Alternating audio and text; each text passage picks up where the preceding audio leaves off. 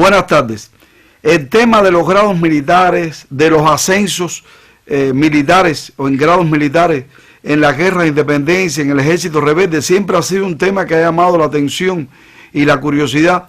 No se ha convertido en un tema doctoral, no se ha convertido en un tema de maestría, porque es el ángulo desde donde se ve una arista, que es la militar. Pero sí ha generado criterio, genera curiosidad, inquietud, incógnitas en muchas personas. Se presta mucho también para hablar de datos curiosos, de la manera en que se hacía, y es bueno que lo tratemos aquí.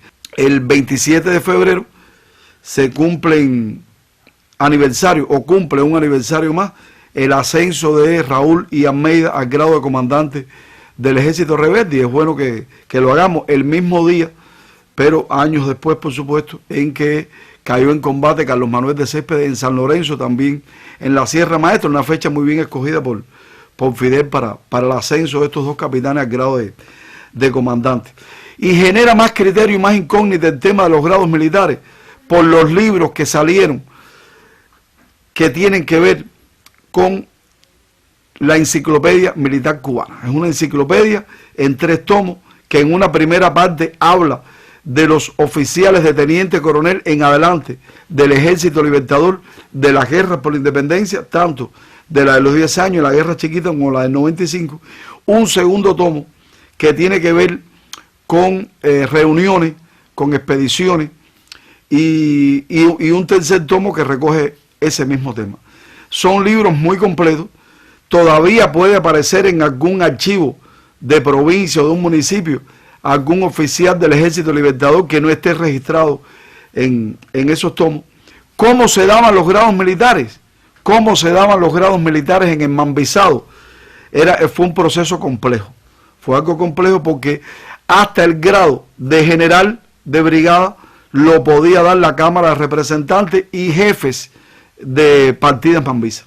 Pero ya el grado de general de división, el grado de mayor general, era un grado que lo tenía que avalar el máximo jefe de la guerra y lo aprobaba el gobierno de la República en armas. Eso un poco, digamos, lo que se desvirtuó, una de las contradicciones que se dieron entre el gobierno de la República en armas, junto con la Cámara de Representantes, que era su aparato civil, y la máxima jefatura del Ejército Libertador en la guerra por la independencia, fue ese. ¿Quién otorgaba el grado militar? Porque algunos grados militares o algunas personas recibieron grados militares que en realidad no le correspondían. Muchas veces se incorporaba un abogado a una partida mambisa y por tener un nivel cultural e intelectual se le daba un grado militar que todavía el hombre no había cogido el machete para utilizarlo contra una fuerza española. Así pasaba con los médicos y eso trajo serias contradicciones. Se organizó un poco más en la guerra del 95. Sin embargo, también se dieron situaciones porque en la Constitución de Jimaguayú, en septiembre de 1895, y en la de La Yaya, en octubre de 1898, quedaron claros, aun cuando quedaban holguras para las contradicciones entre ambos mandos, sí quedaba claro qué le correspondía al mando militar y al mando civil, para evitar las contradicciones que años atrás provocaron el fracaso de la guerra de los 10 años, provocado en un alto por ciento por estas mismas contradicciones. Aún así, cuando Gómez está en el centro del país y Antonio Maceo en el extremo occidental, que lo manda a buscar al centro y no puede llegar Maceo porque muere en San Pedro, en Bauta, aquí en la actual provincia de Artemisa, uno de los motivos que aceleraban el llamado de Gómez y que lo hacían más sistemático a Maceo era ese: hablar de las contradicciones, de los problemas que estaban ocurriendo y que él, como su segundo jefe, como lugarteniente, tenía que ver con Máximo Gómez. Sigo con el Mambisado. Cuando dije hace unos segundos que muchas veces, de manera intempestiva, por el entusiasmo personal de alguien, por la decisión no colegiada de un grupo de jefes, por la decisión también no colegiada con los militares de la Cámara de Representantes en la guerra de los 10 años, o por la decisión no colegiada del mando civil ya en la guerra del 95, se dieron grados que no correspondían. Pero esto no puede confundirse, porque muchas veces la historiografía no revolucionaria, y ya no voy a hablar de revolucionaria, voy a hablar que no es justa, muchas veces critica, por ejemplo, el hecho de que José Martí, sin haber tenido experiencia militar, en abril del año 1895, después de 2 o 3 días, después de haber desembarcado en Cuba el 11 de abril por Playita de Cajobabo con Gómez para incorporarse a la guerra, fuera ascendido al grado de mayor general.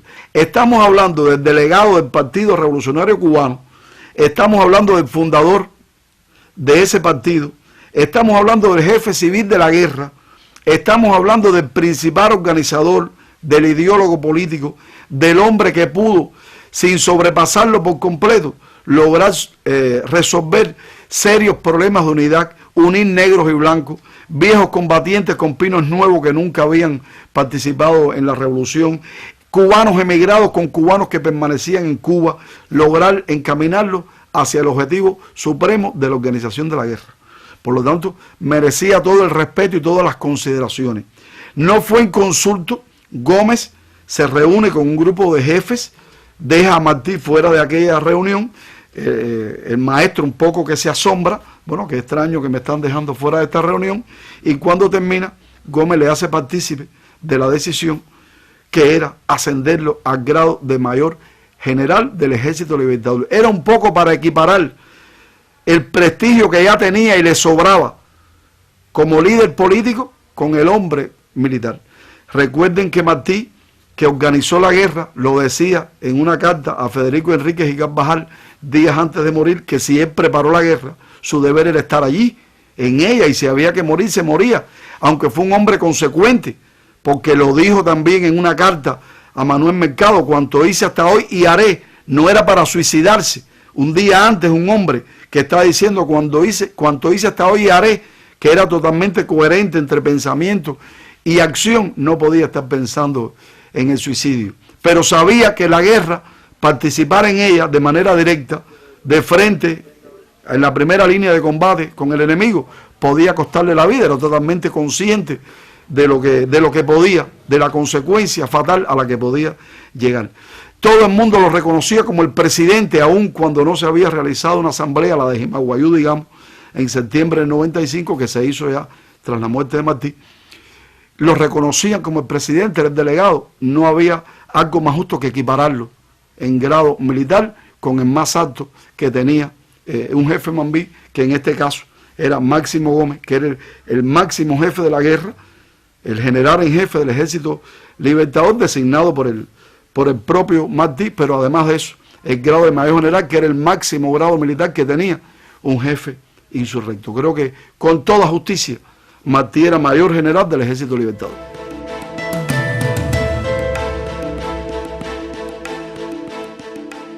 En el Ejército Rebelde, voy a hablar primero de la diferenciación del sistema de grados militares. Mucha gente pregunta, bueno, ¿y por qué en el Ejército Rebelde no existía un sistema de grados parecido o el mismo del Ejército Libertador? El Ejército Libertador asumió un sistema de grados muy parecido al que tenían los jefes militares latinoamericanos con Bolívar.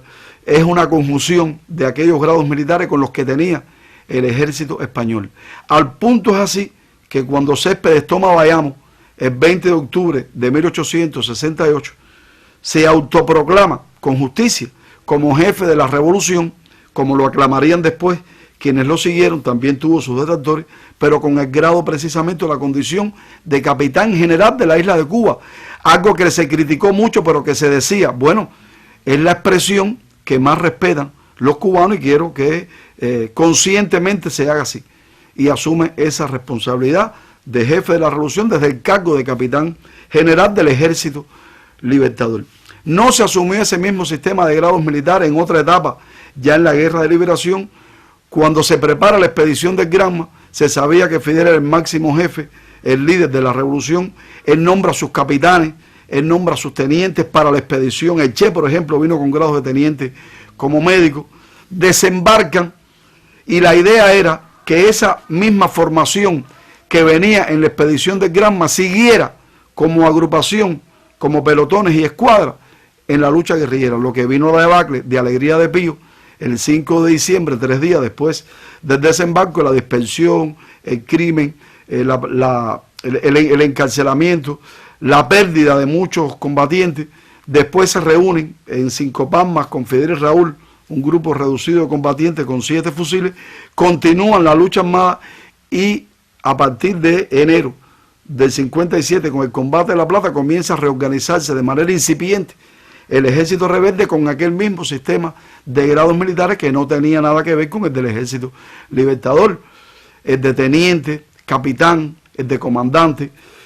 En el caso de Fidel, bueno, se supone el máximo líder del ejército rebelde, quien encarnaba la jefatura de ese cuerpo militar, que nombra como primer comandante de la sierra después de él a Ernesto Che Guevara, aquel argentino que como médico se convierte en combatiente. Después vinieron el 27 de febrero del año 58, como decía, Almeida y Raúl para abrir el segundo y tercer frente guerrilleros respectivamente en el mismo Oriente. En abril, un poco más tarde, Camilo, que estaba por los llanos de Bayamo, otro de los expedicionarios del Granma, y después fueron ascendiendo poco a poco a otros. Ciro Redondo fue ascendido póstumamente en noviembre del 58, del 57 cae en combate en Malverde y 2 días después es ascendido a comandante de manera póstuma.